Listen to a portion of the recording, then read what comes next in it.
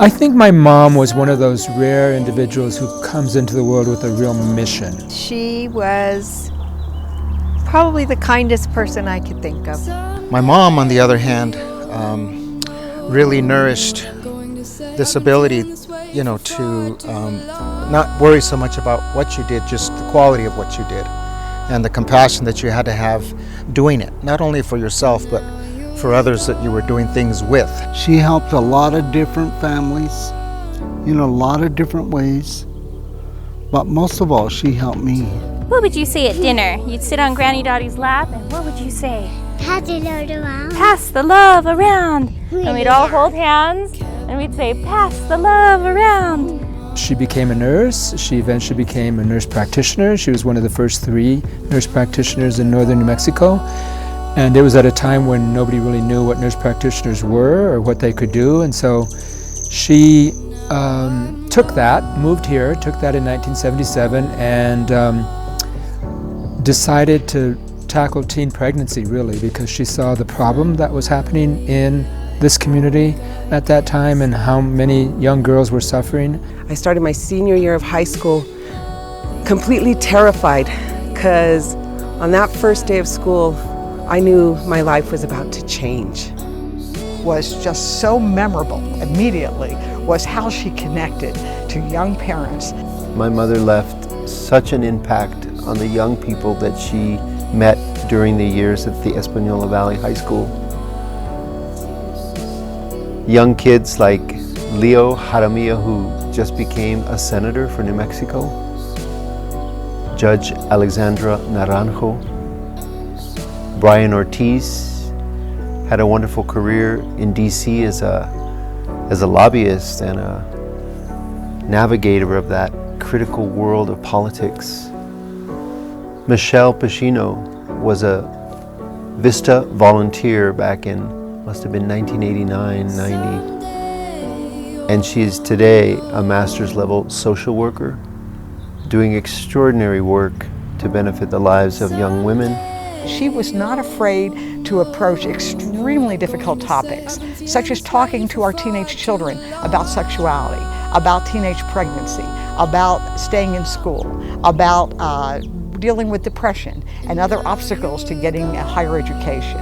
And Dottie was able to do this in a highly conservative community, such that she reduced the rate of teenage pregnancy by 70% in northern New Mexico. And for this, she was given the National Margaret Sanger Award in 1994, and I hold this up to show you here.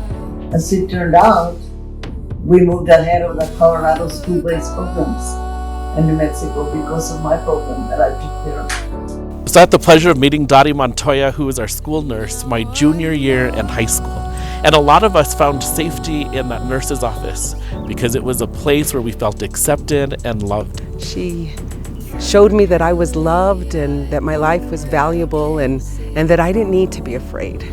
So she gave me the courage to go tell my parents that night that I was expecting a child, when I myself was still a child in so many ways.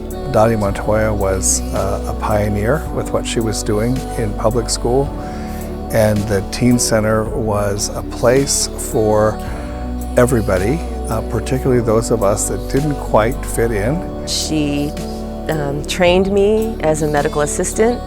I did counseling for teens, for pregnancy. I did grief groups with Dottie at the high school. We did a rape and incest survivors group and a gay-straight alliance group. And Dottie taught me lots of things about working with kids and working with this community, and it was a great honor to meet her that way. The legacy that my mother left initiated with the family that she brought forth. She taught us, she built us up, she sent us out into the world. It's amazing to see that a very humble woman was able to accomplish so much. Oh, Dottie? I said, well, I'm her daughter. And then they would start in with the stories of how Granny would pick them up at school. And these were mothers that were teen mothers.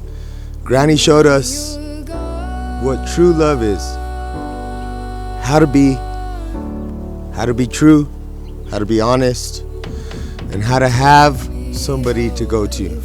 She was the main person in my life, I think, in many ways.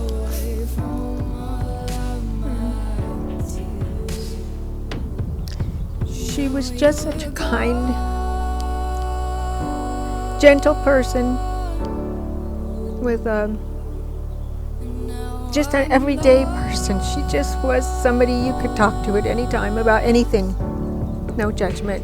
And you built this little oasis here. And it's nice to be here in Velarde. And I know you're happy in heaven, but if I could just hold you for 5 seconds,